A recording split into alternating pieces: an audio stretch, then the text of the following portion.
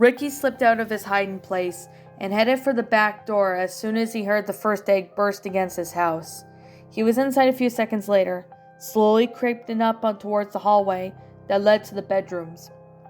He wondered why before the old man slept into the smaller set of rooms, but right now, all he had in his mind was the task at hand. He silently crept forward, guided only by the moonlight that shined from Mr. Rivers' bedroom on the far side of the house. He stopped at the hall entrance to listen for the commotion outside, but only the noise he could hear confused him. Squealing? He muttered to himself. The hallway seemed to be much longer and narrower in the dark. The boy gulped internally, clutched tightly at his shoulders straps of his backpack, and then skipped further to the darkness, the musty old house. The silvery light at the end of the hall beckoned for him forward, and he began to worry the assault on the front yard had not gone as planned. He took a deep breath and quickened his pace. He reached to the bedroom and rushed in, banging his knee on the dresser along the wall. A pain shot down his leg and stilted up in a panic, raising him. He then took another deep breath and tiptoed towards the bed. He pulled back the blankets, swung his backpack onto the floor, and pulled out a glass container. Shaking everything to the bottom of the jar, he unscrewed the lid and carefully dumped the contents onto the bed. 4 shiny black specks on the side of Tic Tacs crawled across the moonlight-covered bedsheet. Ricky did a double take and stared into the empty jar, and then let out a loud yelp. He slapped the tiny bitter away, dropping the jar in his panic. He clutched at his arm. It was only in his mind at this point, but he could have swore he felt his arm throbbing and swelling.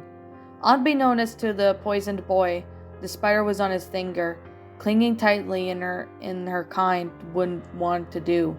She sank her venomous teeth into his flesh once again. His voice cracked as he screamed out even louder before. Ricky felt a few more pinpricks of sensations on his hand and wrist. Then he danced around spontaneously around the room, before the spider dropped onto the floor and disappeared beneath the dresser.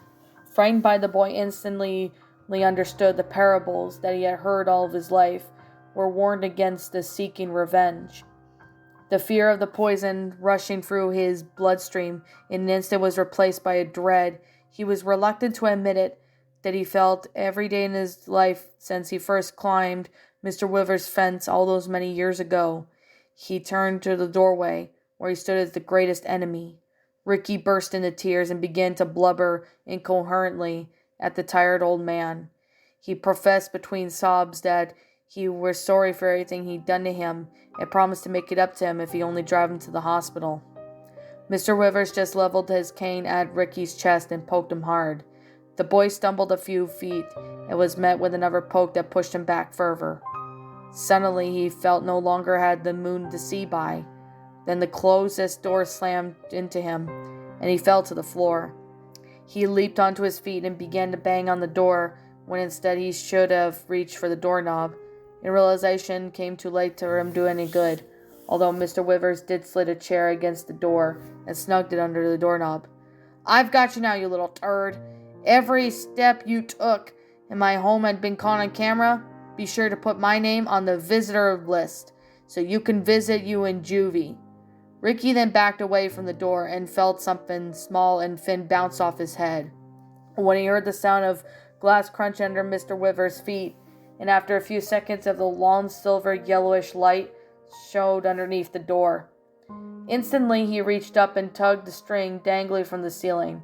A light fixture clicked, but no brought for light. He frantically tugged on it a few more times, and with the same lack of results. He dropped down and pressed his face onto the floor, but the door was too low for him to see under.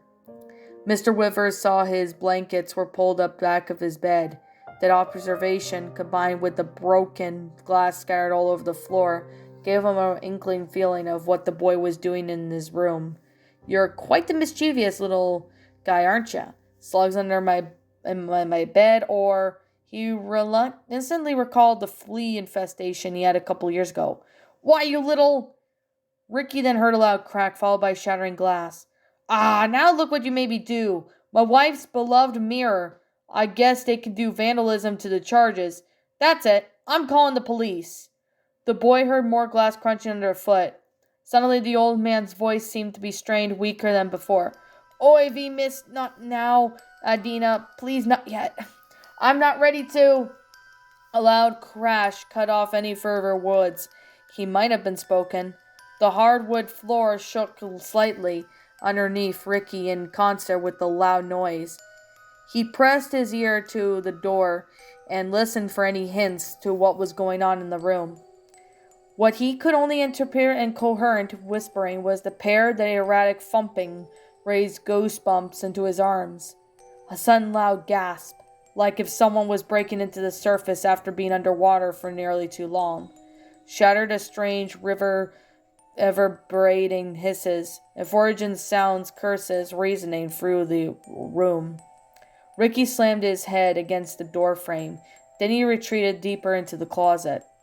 He sat there for several seconds on the edge of hysteria, enveloped in the darkness and paralyzed with the dread he had never felt in his life. Then a low, choppy groan broke through the silence, and the eerie and hope-disabling chant continued for several minutes, until he, frightened by a boy, broke down and began to sob. The disheartening tone of his weeping mingled within the weak, in a human wails that caused him to retreat deeper into his mind as well. His imagination sought out the stories he had heard in the neighborhood about Mr. Wiver's wife. Some kids say she killed herself to escape her husband's limitless cruelty. Others said she refused to be tamed by her overbearing husband, so she chained up in the attic or basement, depending on who told the story, where she slowly went insane. Ricky knew the house didn't have an attic or basement, but suddenly it made sense to him why the others in the bedroom was always locked when he visited. His knack for sussing out the shape and sizes of area without seeing them entirely told him that the room light across the hall was bigger than where Mr. Wivers slept. The idea of the man cruel enough to lock away his wife for decades, but sleep in a room but with half size of her prison, didn't make much sense to him. His attempts to interpret the ghostly moans had left him puzzled and fearing for the worst. There was something more dangerous than Mr. Wivers in his house. What was going on there, and why wasn't the old man berating him for the door? Surely a call to the police wouldn't take so long. The old grump didn't seem to like the type to miss out on gloating over his victory. Just when Ricky was near to screaming and crawling at his injured arm, the insistent noises dropped away, and the house entirely fell dead silent. Eventually the silence became too much frightening for the boy. He began to drum his fingers on the floor in an effort to shave off the panicking rising up within him. After a while, Ricky became unaware of this tapping on the floor, attributed to the banshee across the hall. His height of the state of hysteria. He had convinced himself that it wasn't Mr. Wivers, but some creature far worse that needed to escape from. He began to stroke the floor with his injured hand while he continued to tap with his other. His fingernails dug into the old wood, driving splinters into his flesh, but he didn't seem to feel it. He was certain that Mr. Wiver's wife was slowly crawling out her way out of prison and soon to be at her closet door. The very door that trapped them there was his only protection from the insane creature that he knew hated him on everything in the world and ever the evil old man was never capable of. Once she was free from her prison, she would only need to knock inside of her chair, keeping him trapped as she would leave him in her clutches. Eventually, the banshee quit insistent scratching. Was she free? Was she coming for him now? Ricky raised himself to his feet and waited for the door to swing open. Maybe he could dash past her and escape? He waited and poised to shove past her and ran for his life, but she didn't seem to come for him. Tired and feeling weaker than he ever felt before, he slid down on his side and curled up into a fetal position. Time passed, yet Ricky heard nothing. Not the old man, not the police sirens, nor for the wicked thing across the hall. He just lay there in silence and on the floor and tried to ignore the awful throbbing pain in his arm and hand. He couldn't judge how long he'd been trapped. The concept of this time was lost to him. His shoulders back up were cramping up fiercely. He could hear his heart beating madly in his ears, like when he used to see how long he could hold his breath underwater. His eyes slowly slipped out and fell asleep. He woke up in a horrible pain in his abdomen. He felt like the closet was spinning with the strong smell of cold vomit and piss crippled over the sense of the smell. Having lost almost concern of what lurked on the other side of the door, he weakly pulled himself into a sitting position and banged on the door. "Hello? Is there anyone out there? Is anyone at home? Hello?" He yelled and banged on the door till both his throat and hands were sore. Eventually weakened by his violent efforts, he lay down and slipped onto a coma-like sleep. While the spider's venom coursed through every inch of the little boy's body, he dreamed of the shadow veil shroud over the dense fog. He just stood there, staring across the wide distance at the young woman, standing by a tall apple tree in full bloom. She turned in his direction, and then began to move away from the tree at the impossible speed. As she drew closer to Ricky, her billowing the white dress grew rigged, smudged with dirt, and hung strangely on her rapidly withering body. Blossoms withered all over fell off as the apple tree grew and more bent and ugly as the closer she got to the dreaming boy. Finally, she came within a few feet away from him and stopped him abruptly. She seemed to be float there before him, decayed yellow rigs, and her legs below and her knees shrouded in thick, crawling mist. She then gazed up at him for a sad, resolved look on her beautiful face. Untouched by their time, her bony shoulders and hips showed them through the tissue and thin fabric draped loosely over her shriveled, pale form. Her skin was dry, cracked, and yellowed like her wedding dress. He didn't seem to flinch when the only ghostly bride glided effortlessly up to him and took him in his hands of hers. She then looked deep into his eyes with a voice as like his mother's. She whispered, "You have to say trick or treat, or else they won't give you any candy. Now knock firmly, and don't hesitate when the door opens." Ricky burst from his dream, pulled himself up to his knees, and began to slam his forearms against the door with a little bit of force he could muster. He slowly raised himself off the ground and pounded at the door until he felt something give away. He heard something clatter to the ground, and the door creaked open a few inches, came the rest of it against some object lying in front of it. He shoved the door open, knocking the chair to the side, stumbled to his knees, and came face to face with Mr. Rivers. The wicked old man lay stiffly in the doorways leading to the hallway with his arms stretched out on either side of his emotionless body. His wide open eyes stared right at Ricky. The boy struggled himself to his feet and managed to stagger diagonally, grabbing a hold of the dresser to steady himself. Mr. Rivers, fear-stricken, with her face as they looked past him, then gazing into the darkness of the closet. Ricky then rubbed his sensitive eyes as the sun shined through the window and doused the entire room in glorious rays. Ricky then pushed off the dresser and then staggered to the window. He didn't have it in him to step past Mr. Rivers. He flipped the latches onto the window, but little did he know as the old man had painted the window shut many years ago, and he pulled and yanked it to no avail, sapped every one bit of his strength he had left. He had laid down on the bed and rolled onto his back. Ricky's left foot hung down and slightly rocked back and forth amongst the hastily constructed by the spider's web underneath the bed, but he didn't notice when the disturbed spider bit him on his ankle as he fell asleep once again. Between the end of the mattress and the headboard rested the beginnings of another tangled web. Well, that was Bitter Candy, written by Kolpik, a Halloween creepypasta. My final thoughts on the story? Well, this is honestly a pretty good story involving, a person. Like, involving this old man who doesn't really like kids or anything, and he seems to get pissy almost all the time. I mean, I saw that he had a bad, history with what happened in the past or something.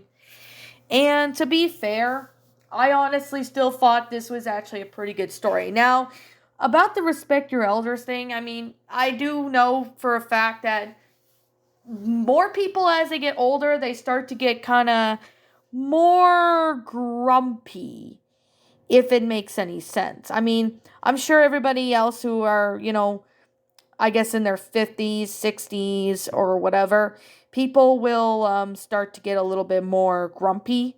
I mean, that's the case because I remember having one of my neighbors kind of gave me a hard time. Well, I believe it was the summer before my dog passed, but I think that might have been June or July. I can't remember. I don't really remember for what date it was happened, but yeah. I mean, not gonna, and this is not me being offensive to anyone, but I will say some people do get grumpy when they're a lot older, like when they're really elder. In their elder years, they get really grumpy more often. And that's just me being honest. I'm sure most of you guys will agree with me on this, but that does not mean I hate them. No, I don't hate people, especially if they're elderly. I have nothing against elderly people, but it's just sometimes when it comes to their not behavior, but when it comes to their attitude when they get older, they start to get kind of a little grumpy a bit. That's where things kind of just, I don't really know what to say, to be honest, if I'm being brutally fair. But like I said, it's still a really good, interesting story. I really found this one to be quite good. I honestly like the concept of it, with this guy Ricky, gets bitten by a spider twice. I have a feeling he dies at the end. Now about this Mr. Rivers person, I have a feeling he might have had a heart attack or something that must have caused him to, die or something. I don't really know, to be honest. Like, that's honestly, I don't know what to call it, but it's still a pretty good story.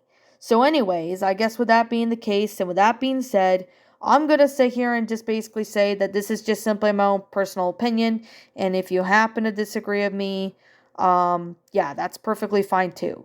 We're all entitled to our own opinions regards to these creepypastas, and this is simply my own personal thoughts.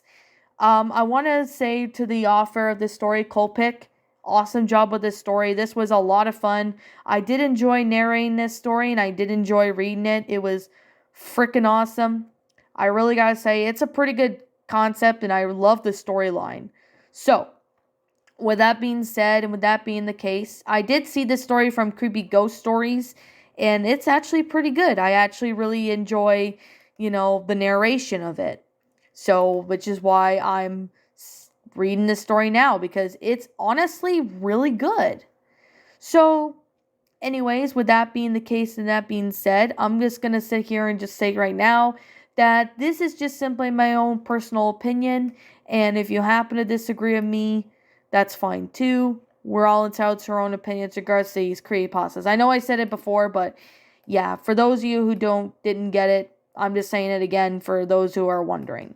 So anyways, with that being said, that being the case, this story is a 10 out of 10. It's a really great creepypasta. It's definitely well written. I do like the time and effort into it, and the grammar is really good too. It's honestly a really good movie. Well, not movie, but this could honestly be a good horror movie concept. I mean, I know there's a couple horror movies that did something like this in a certain similar concept, but that's just from what I personally know. But like I said, that's just me. But I guess with that being said, this is just my own opinion. You happen to disagree with me, that's fine too. We're all entitled to our own opinions in regards to these creepypastas. This is just simply my own personal thoughts. Anyways, what do you guys think of this creepypasta? Did you all enjoy it? Did you all not? Also, what we have done personally helped make this story a lot better.